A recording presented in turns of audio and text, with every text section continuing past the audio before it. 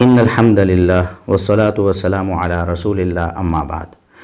أعوذ بالله من الشيطان الرجيم بسم الله الرحمن الرحيم ولا تقف ما ليس لك به علم إن السمع والبصر والفؤاد كل أولئك كان عنه مسؤولا۔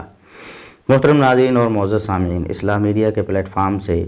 افکار غامدی سیریز کے ساتھ بندہ ناچیز حافظ ابو یحییٰ ایک دفعہ پھر آپ کی خدمت میں حاضر ہے۔ ہم نے پیچھے ایک ویڈیو میں ذکر کیا تھا کہ غامدی صاحب نے مردوں کو جلانے کی گنجائش نکال دی ہے۔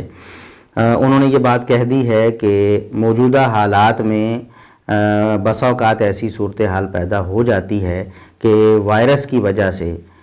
کسی مردے کی تجہیز و تکفین و تدفین سے ڈاکٹرز رکنے کا مشورہ دیتے ہیں، تو ان حالات میں جائز ہے کہ آپ اس کی لاش کو جلا دیں۔ لیکن اب غامدی صاحب نے بیک فٹ پہ جانے کا ارادہ کیا ہے۔ انہوں نے دیکھا کہ اس پہ بہت زیادہ اٹیکس ہو رہے ہیں میرے مشن پہ اور میری تعلیمات پہ، لوگوں کو بڑا دھچکا لگا ہے کہ غامدی صاحب کس دین کی دعوت دینا شروع ہو گئے ہیں، تو انہوں نے بیک فٹ پہ جانے کا ارادہ کیا اور ایک بڑے عجیب و غریب انداز میں انہوں نے رجوع،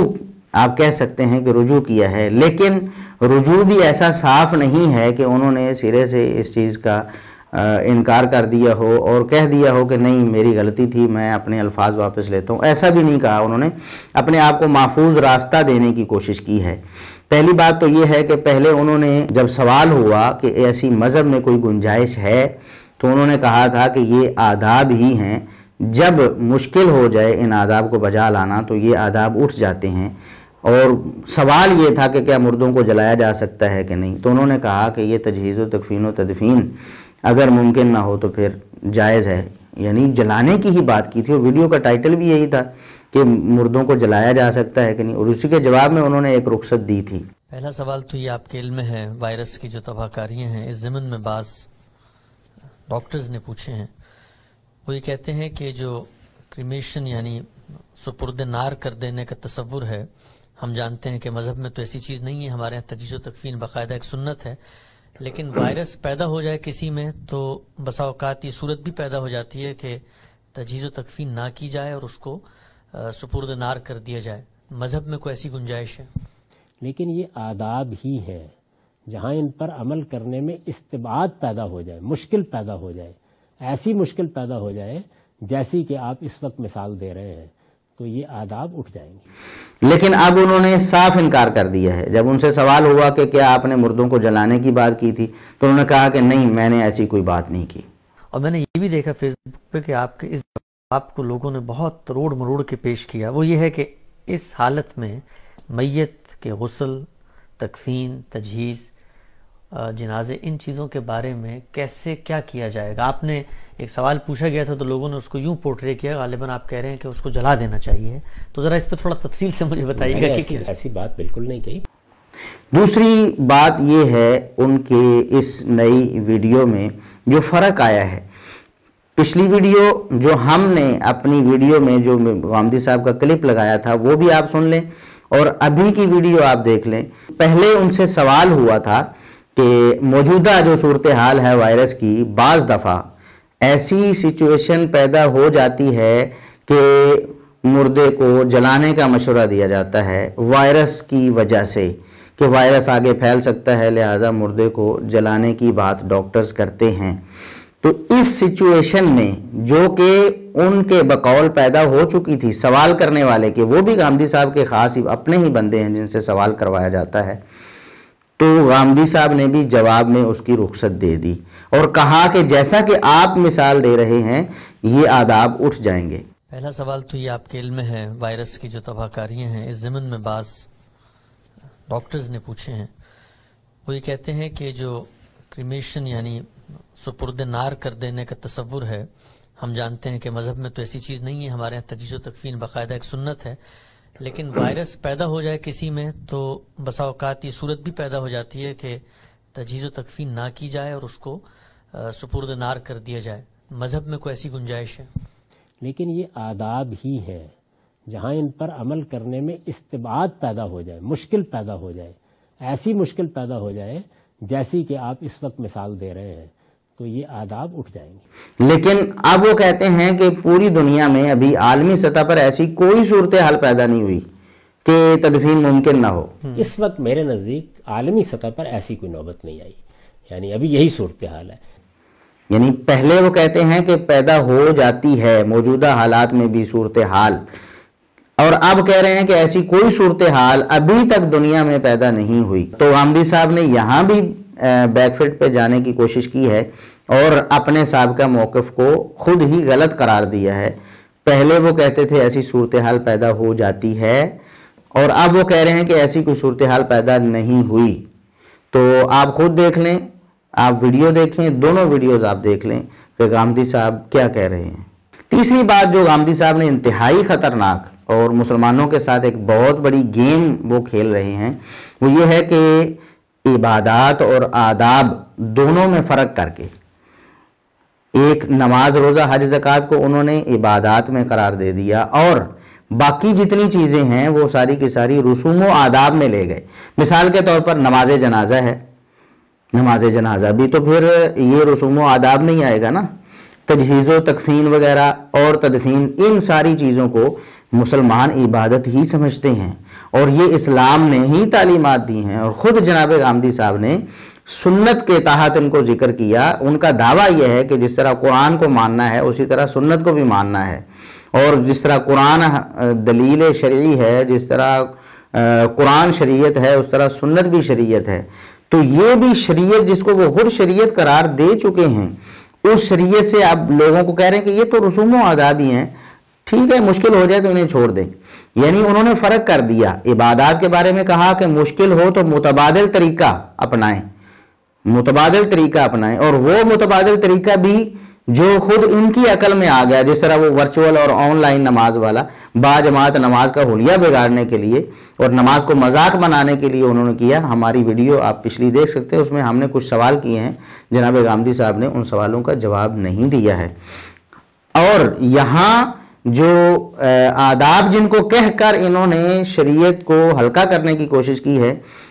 تجہیز و تکفین و تدفین وغیرہ، تو اس کے بارے میں وہ کہتے ہیں کہ جب مشکل آ جائے تو بجائے متبادل کے ان کو سرے سے ہی چھوڑ دیں۔ تو آپ کے تمام سوالوں کا جامع جواب یہ ہے کہ عبادات میں ان کا مقام قائم رکھتے ہوئے متبادل صورتوں کی طرف جانا چاہیے۔ آداب کا آخری، یہ آداب ہیں سب کے سب، آداب کا آخری درجے میں لحاظ رکھنا چاہیے، لیکن یہ اس وقت اٹھ جاتے ہیں جب لوگوں کے لیے کوئی خطرہ بن جائے، جب یہ بہت زیادہ مشقت کا باعث بن جائے، جب ان پر عمل کرنا ممکن نہ رہے۔ تو اس سے یہ بتایا کہ عبادات کے معاملے میں استثناء کا اصول عسر ہے، غیر معمولی مشقت کا پیدا ہو جانا۔ اس وقت جو مسئلہ زیر بحث ہے اس میں عسر کا سوال نہیں ہے، زندگی خطرے میں پڑ رہی ہے، یعنی صورتحال استقرار کی آ گئی ہے۔ عبادات میں تو آپ مشقت کی بنیاد پر متبادل صورت میں جانے کا حق رکھتے ہیں، اللہ نے اس کی اجازت دی ہے۔ اسی کا دوسرا پہلو ہے آداب۔ آداب، میں نے اس کے لیے رسوم و آداب ہی کا لفظ اختیار کیا ہے۔ تو یہاں تدفین کو سرے سے چھوڑنے کے لیے لوگوں کو وہ ترغیب دے رہے ہیں کہ یہ تو صرف آداب ہیں، ان آداب کو چھوڑا بھی جا سکتا ہے۔ پھر انہوں نے کہا کہ میں نے تو آخری درجے میں یہ کہا تھا نا کہ جب کوئی بھی صورت نہ ہو تو پھر آپ جلا سکتے ہیں، تو آپ شروع میں ہی پہلے ہی مرحلے میں میت کو جلانے کی طرف کیوں جمپ کر گئے؟ اس میں پہلے ہی مرتبہ میں چھلانگ لگا کے آپ میت کو جلانے پر کیوں پہنچ گئے ہیں؟ یعنی ماہرین، آخر مسلمان ماہرین بھی تو موجود ہیں دنیا میں، اچھا مسیحی بھی اپنے مردوں کو دفن ہی کرتے ہیں، وہ بھی موجود ہیں، تو آخری درجے میں جب یہ نوبت خدا نخواستہ آ جائے پھر اس پر گفتگو کر لیں گے۔ تو جناب غامدی صاحب، یہ تو آپ کو سوچنا چاہیے تھا کہ جب ایسی کوئی سچویشن نہیں ہے تو آپ نے یہ رائے کیوں دی؟ آپ کو چاہیے تھا سوال کرنے والے سے کہتے بھئی ایسی کوئی سچویشن پیدا نہیں ہوئی، اور خود آپ ابھی یہ کہہ رہے ہیں، ابھی آپ نے یہ بات مان لی ہے جو بات ہم آپ کو پچھلی ویڈیو سے سمجھاتے آ رہے ہیں، اور اس سے بھی پہلے لوگ آپ کو سمجھاتے رہے ہیں کہ جب کوئی سچویشن ابھی پیدا ہی نہیں ہوئی، ایسی کوئی صورتحال دنیا میں پیش ہی نہیں آئی، تو آپ کیوں لوگوں کو فتوے دے کر پہلے ہی ایسی رخصتیں پیدا کر رہے ہیں؟ اب آپ نے کہا ہے کہ مسلمان ماہرین بھی موجود ہیں، مسیحی لوگ بھی موجود ہیں، وہ بھی تو دفناتے ہیں اپنے مردوں کو، جب ایسی کوئی صورتحال پیدا ہوئی، خدا نہ خواستہ کہ تدفین ممکن نہ ہوئی، تو اس پر گفتگو کر لیں گے۔ اس کا مطلب یہ ہے کہ آپ خود یہ مان رہے ہیں کہ میرا پہلے گفتگو کرنا بالکل غلط تھا، تو جناب غامدی صاحب آپ پہلے ہی غور کرتے، وَلَا تَقْفُ مَا لَيْسَ لَكَ بِهِ علم پر عمل کرتے ہوئے آپ اس بات پہ فتویٰ ہی نہ دیتے، اپنی رائے نہ دیتے، آپ سوال کرنے والے کو روک دیتے، بھئی جب ایسی صورتحال پیدا ہوگی ہم تصدیق کریں گے، کیا واقعی دنیا کے ماہرین ایسا کہہ رہے ہیں؟